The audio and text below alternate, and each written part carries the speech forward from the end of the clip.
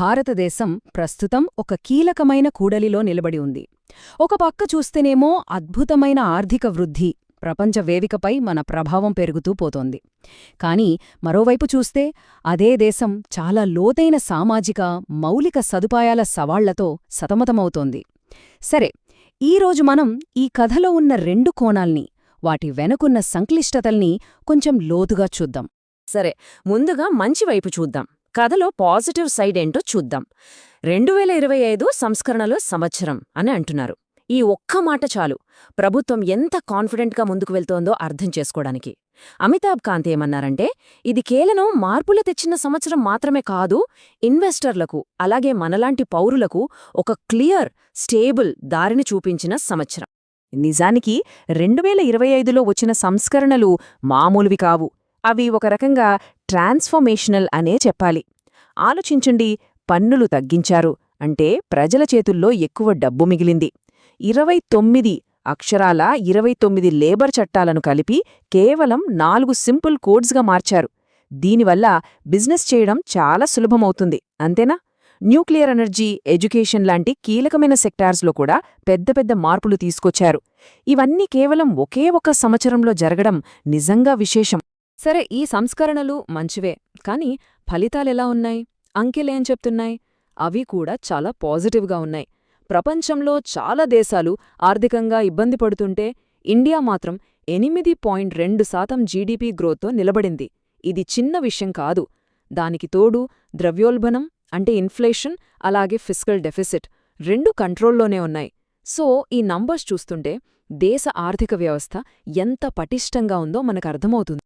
అయితే ఈ అద్భుతమైన గ్రోత్, ఈ పాజిటివ్ నంబర్స్ ఇవన్నీ కథలో ఒకవైపు మాత్రమే. నాణానికి మరోవైపున్నట్టు దీని వెనక కొన్ని చాలా సీరియస్ సవాళ్లు కూడా దాగున్నాయి. ఎందుకంటే అభివృద్ధి అనే దారి ఎప్పుడూ పూలబాట కాదు కదా. ఇప్పుడు మనం ఆ సవాళ్లేంటో చూద్దాం.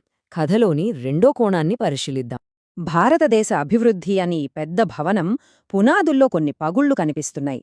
ఈ సవాళ్లు దేశం దూసుకెళ్తున్న వేగానికి అడ్డంకులుగా మారుతున్నాయి. అవేంటో కొంచెం లోతుగా చూద్దాం. 8.8 ట్రిలియన్ రూపాయలు. ఇది ఎంత పెద్ద మొత్తమో తెలుసా? ఇది మన దేశంలో మొదలుపెట్టి మధ్యలో ఆగిపోయిన ఇన్ఫ్రాస్ట్రక్చర్ ప్రాజెక్టుల మొత్తం విలువ. ఊహించుకోండి, ఇది దేశ అభివృద్ధిని ఎంత వెనక్కి లాగుతోందో. దీన్నింకా సింపుల్గా చెప్పాలంటే, ఈ ఆగిపోయిన ప్రాజెక్టుల విలువ మన దేశం మొత్తం జీడీపీలో ఏకంగా 7%. అంటే మన ఎకానమీ మీద ఇది ఎంత పెద్ద భారమో కదా. ఇది కేవలం డబ్బు నష్టం మాత్రమే కాదు, దేశ భవిష్యత్తుకు, మన పురోగతికి ఒక పెద్ద స్పీడ్ బ్రేకర్ లాంటిది. అయితే ఈ సమస్యకు అసలు కారణమేంటి? బహుశా ఈ మాటల్లోనే సమాధానమూ ఉందేమో. ఇది కేవలం ప్రాజెక్టులు ఆగిపోవడం గురించే కాదు. మన చుట్టూ ఉన్న పేదరికం వల్ల మనం చాలా తక్కువ స్టాండర్డ్స్కు అలవాటు పడిపోయాం. అందుకే మన రోడ్లు, మన రైళ్లు, మన భవనాలు అంత సురక్షితంగా ఉండట్లేదు. ఇది మన జీవన ప్రమాణాలను కూడా దెబ్బతీస్తోంది. ఇక్కడ మరో ఆందోళన కలిగించే సంఖ్య ఉంది, 0.6%. ఏంటిది?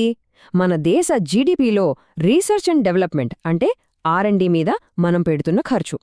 ఈ చిన్న సంఖ్య భవిష్యత్తు ఆవిష్కరణల పట్ల మనకున్న నిర్లక్ష్యాన్ని చూపిస్తోంది. ఈ తేడా ఎంత పెద్దదో అర్థం చేసుకోవడానికి ఒక చిన్న పోలిక చూద్దాం. 2023లో హువావే అంటే ఒకే ఒక కంపెనీ వాళ్ల రీసెర్చ్ అండ్ డెవలప్మెంట్పై పెట్టిన ఖర్చు మన దేశం మొత్తం అంటే ప్రభుత్వం, ప్రైవేట్ కంపెనీలు అన్నీ కలిపి R&D మీద పెడుతున్న ఖర్చు కంటే ఎక్కువ. ఒక్కసారి ఆలోచించండి, ఒక కంపెనీ ఖర్చు ఒక దేశం మొత్తం ఖర్చును దాటిపోయింది.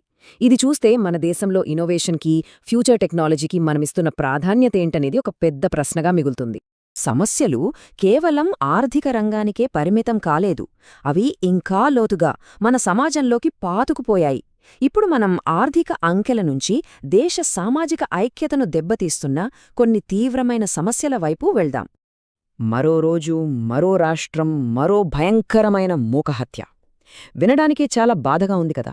కానీ ఇవి కేవలం పేపర్లో వచ్చే హెడ్లైన్స్ కాదు. దేశంలో పెరుగుతున్న అసహనానికి, ఒక ప్రాంతం నుంచి మరో ప్రాంతానికి బ్రతుకుదెరువు కోసం వెళ్లేవాళ్లపై జరుగుతున్న దాడులకు ఇవి అద్దం పడుతున్నాయి. ఇక్కడ మనం మాట్లాడుకుంటున్న ఘటనలో ఒక MBA స్టూడెంట్, ఎన్నో కలలతో ఉన్న ఒక యువకుడి ప్రాణం పోయింది. ఇది ఒక్కటే జరిగిన సంఘటన కాదు.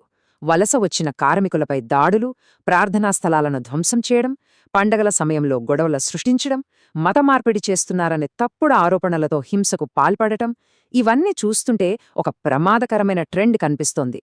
ఇది దేశ సామాజిక ఐక్యతకు చాలా పెద్ద ముప్పు. ఇది మనల్ని ఒక చాలా ముఖ్యమైన ప్రశ్నకు తీసుకొస్తుంది.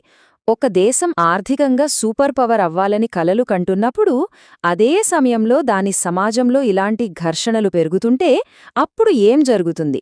ఈ రెండింటి మధ్య బ్యాలెన్స్ ఎలా కుదురుతుంది? సరే, మరి ఏ క్లిష్టమైన సమస్యలకు ఏమైనా పరిష్కారాలు ఉన్నాయా? ఆర్థిక వృద్ధిని కొనసాగిస్తూనే ఈ సామాజిక సవాళ్లను ఎలా ఎదుర్కోవాలి? నిపుణులేం చెప్తున్నారో ఇప్పుడు చూద్దాం. ముందుగా ఆగిపోయిన ప్రాజెక్టుల సమస్యను తీసుకుందాం. వీటిలో చాలా వరకు పబ్లిక్ ప్రైవేట్ పార్ట్నర్షిప్స్ అంటే పీపీపీ పద్ధతిలో ఉన్నాయి. సింపుల్గా చెప్పాలంటే ఇందులో ప్రభుత్వం, ప్రైవేట్ కంపెనీలు కలిసి పనిచేస్తాయి. కానీ ఈ సిస్టంలో ఉన్న లోపాల వల్లే ఇన్ని సమస్యలొస్తున్నాయి. దీనికోసం కేల్కర్ ప్యానెల్ అనే ఒక నిపుణుల కమిటీ ఈ పీపీపీ మోడల్ని మళ్లీ గాడిలో పెట్టడానికి కొన్ని క్లియర్ సూచనలిచ్చింది. వాళ్ళేం చెప్పారంటే, ఫస్ట్ పాత గొడవలన్నింటినీ అంటే వివాదాలను ఒక టైం లిమిట్ పెట్టుకుని పరిష్కరించండి అన్నారు.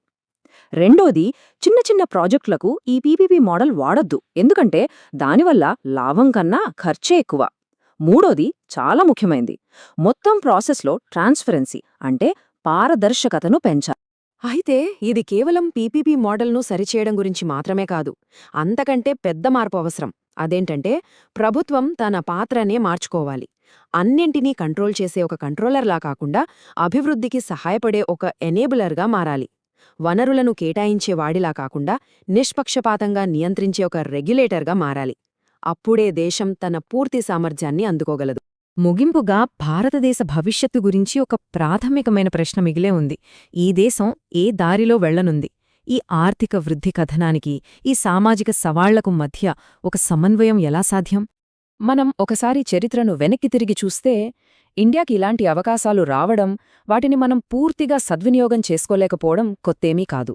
స్వాతంత్ర్యం వచ్చిన తర్వాత, అలాగే 1980లు 90లలో కూడా పెద్ద పెద్ద సంస్కరణలు మొదలయ్యాయి. కానీ అవి ఎప్పుడూ పూర్తిస్థాయిలో జరగలేదు. ప్రతిసారి ఏదో ఒకటి అసంపూర్తిగానే మిగిలిపోయింది. మరి ఇప్పుడు గతం నుంచి పాఠాలు నేర్చుకుని ఈసారైనా మనం సరైన దారిలో పూర్తి దూరం ప్రయాణించగలమా? చివరిగా ఒక ప్రాథమికమైన ప్రశ్న మన ముందుకొచ్చి నిలబడుతుంది. అదేంటంటే, ఒక దేశం తన సమాజాన్ని తాను సంస్కరించుకోవడానికి ఇబ్బంది పడుతున్నప్పుడు కేవలం తన ఆర్థిక వ్యవస్థను మాత్రమే విజయవంతంగా మార్చగలదా? అసలు ఆర్థిక అభివృద్ధి జరగాలంటే ముందు సామాజిక సామరస్యం పునాదిగా ఉండాలా? లేక ఆర్థికంగా అభివృద్ధి చెందితే ఆటోమేటిక్గా సమాజంలో సామరస్యం వస్తుందా? ఇది నిజంగా మనమందరం ఆలోచించాల్సిన ప్రశ్న.